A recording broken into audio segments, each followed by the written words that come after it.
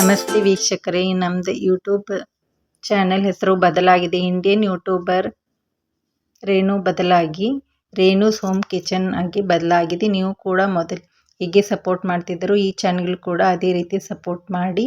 ನಾನು ಇವತ್ತು ಹಲಸಿನ ಹಣ್ಣಿನ ಕೇಕನ್ನು ಹೇಗೆ ಮನೆಯಲ್ಲಿ ಈಸಿಯಾಗಿ ಮಾಡೋದಂತ ಹೇಳ್ಕೊಡ್ತಾ ಇದ್ದೀನಿ. 1 ಕಪ್ಪಷ್ಟು ಹಲಸಿನ ಹಣ್ಣಿನ ಪಲ್ಪನ್ನು ತೊಗೊಂಡಿದ್ದೀನಿ. 1 ಬಟ್ಲಷ್ಟು ಮೈದಾ ಹಿಟ್ಟನ್ನು ತೊಗೊಂಡಿದ್ದೀನಿ. ಅರ್ಧ ಕಪ್ಪಷ್ಟು ಸಕ್ಕರೆನ ತೊಗೊಂಡಿದ್ದೀನಿ. 1/4 ಕಪ್ಪಷ್ಟು ಸನ್ಫ್ಲವರ್ ಎಣ್ಣೆನ ತೊಗೊಳ್ತಾ ಇದ್ದೀನಿ. ಅರ್ಧ ಟೀ ಸ್ಪೂನಷ್ಟು ಬೇಕಿಂಗ್ ಸೋಡಾನ ತೊಗೊಂಡಿದ್ದೀನಿ. 1 ಟೇಬಲ್ ಸ್ಪೂನಷ್ಟು ಬೇಕಿಂಗ್ ಪೌಡರ್ನ ತೊಗೊಂಡಿದ್ದೀನಿ. 1 ಸ್ಪೂನಷ್ಟು ವೆನಿಲಾ ಎಸೆನ್ಸನ್ನು ತೊಗೊಂಡಿದ್ದೀನಿ. 1 ಗ್ಲಾಸಷ್ಟು ಉಗುರು ಬಿಸಿ ಹಾಲನ್ನು ತೊಗೊಳ್ತಾ ಇದ್ದೀನಿ. 7ನಷ್ಟು ಚಿರೋಟಿ ರವನ ತೊಗೊಳ್ತಾ ಇದ್ದೀನಿ. ಈಗ ಒಂದು ಮಿಕ್ಸಿ ಜಾರ್ಗೆ ಹಲಸಿನ ಹಣ್ಣಿನ ಪಲ್ಪನ್ನು ಹಾಕ್ಕೊಳ್ತಾ ಇದ್ದೀನಿ. ಅರ್ಧ ಬಟ್ಲಷ್ಟು ಸಕ್ಕರೆನ ಹಾಕ್ಕೊಳ್ತಾ ಇದ್ದೀನಿ. ನಿಮ್ಗೆ ಎಷ್ಟು ಸಕ್ಕರೆ ಬೇಕೋ ಅಷ್ಟನ್ನು ಹಾಕ್ಕೋಬೋದು. 2 ಸ್ಪೂನಷ್ಟು ಚಿರೋಟಿ ರವನ ಹಾಕಿಕೊಂಡು ಚೆನ್ನಾಗಿ ಪೇಸ್ಟ್ ಮಾಡ್ಕೋಬೇಕು. ಈ ರೀತಿ ನೈಸಾಗಿ ಪೇಸ್ಟನ್ನು ರೆಡಿ ಮಾಡ್ಕೋಬೇಕು. ಈ ರೀತಿ ನೈಸಾಗಿ ಇರಬೇಕು.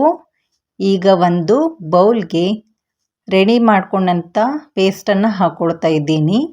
ಈಗ ಅದಕ್ಕೆ 1/4 ಕಪ್ಪಷ್ಟು ಸನ್ಫ್ಲವರ್ ಎಣ್ಣೆನ ಹಾಕ್ಕೊಳ್ತಾ ಇದ್ದೀನಿ. ಈಗ ಇದನ್ನು ವಿಸ್ಕ್ ಸಹಾಯದಿಂದ ಈ ರೀತಿ ಚೆನ್ನಾಗಿ ಬೀಟ್ ಮಾಡ್ಕೋಬೇಕು.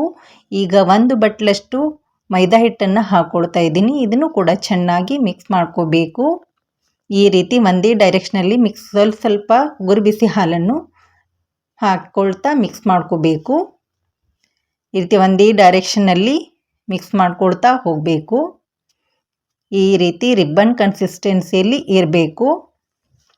ಈಗ ಇದಕ್ಕೆ 1 ಟೇಬಲ್ ಸ್ಪೂನಷ್ಟು ವೆನಿಲಾ ಎಸೆನ್ಸನ್ನು ಹಾಕ್ಕೊಳ್ತಾ ಇದ್ದೀನಿ. ಇದನ್ನು ಕೂಡ ಚೆನ್ನಾಗಿ ಮಿಕ್ಸ್ ಮಾಡ್ಕೋಬೇಕು. ಈ ರೀತಿ ಒಂದೇ ಡೈರೆಕ್ಷನಲ್ಲಿ ಮಿಕ್ಸ್ ಮಾಡ್ಕೊಳ್ಳೋದ್ರಿಂದ ಕೇಕ್ ತುಂಬಾ ಸಾಫ್ಟಾಗಿ ಸ್ಪಾಂಜಿಯಾಗಿ ಬರುತ್ತೆ. ಈಗ ಇದಕ್ಕೆ 1 ಟೇಬಲ್ ಸ್ಪೂನಷ್ಟು ಬೇಕಿಂಗ್ ಪೌಡರ್, ಅರ್ಧ ಟೀ ಸ್ಪೂನಷ್ಟು ಬೇಕಿಂಗ್ ಸೋಡಾನ ಹಾಕ್ಕೊಂಡು 1 ಟೇಬಲ್ ಸ್ಪೂನ್ ಹಾಲನ್ನು ಹಾಕಿಕೊಂಡು ಲೈಟಾಗಿ ಈ ರೀತಿ ಮಿಕ್ಸ್ ಮಾಡ್ಕೋಬೇಕು. ಓವರಾಗಿ ಮಿಕ್ಸ್ ಮಾಡ್ಕೋಬಾರ್ದು. ಈ ರೀತಿ ಬ್ಯಾಟರ್ನ ರೆಡಿ ಮಾಡ್ಕೋಬೇಕು.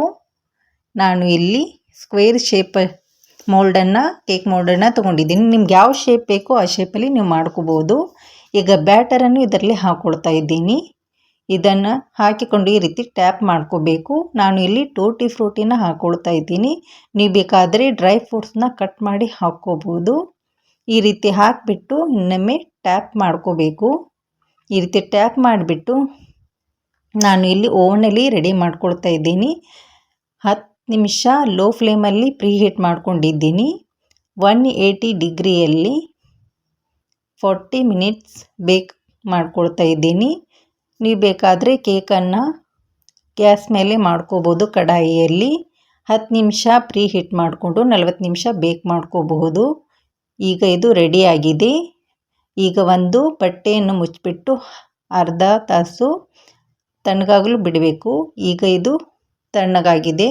ಕೇಕ್ ಈಗ ರೆಡಿಯಾಗಿದೆ. ಈಗ ಇದನ್ನು ಡಿಮೋಲ್ಡ್ ಮಾಡೋಣ. ಈಗ ಒಂದು ಚಾಕುವಿನ ಸಹಾಯದಿಂದ ಒಂದು ಪ್ಲೇಟಿಗೆ ಈ ರೀತಿ ಹಾಕ್ಕೊಳ್ತಾ ಇದ್ದೀನಿ. ಬಟರ್ ಪೇಪರ್ನ ರಿಮೂವ್ ಮಾಡ್ತಾ ಇದ್ದೀನಿ. ಎಷ್ಟು ಚೆನ್ನಾಗಿ ಬಂದಿದೆ ಅಂತ ನೋಡಿ. ಸಾಫ್ಟಾಗಿ ಸ್ಪಾಂಜಿಯಾಗಿ ಬಂದಿದೆ.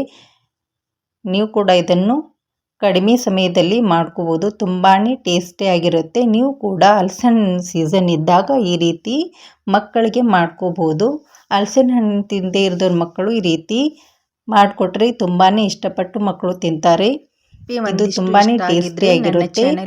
ನೀವು ಕೂಡ ಇದನ್ನು ಮನೆಯಲ್ಲಿ ಈಸಿಯಾಗಿ ಮಾಡ್ಕೋಬೋದು. ನೀವು ಒಮ್ಮೆ ಈ ರೆಸಿಪಿನ ಟ್ರೈ ಮಾಡಿ.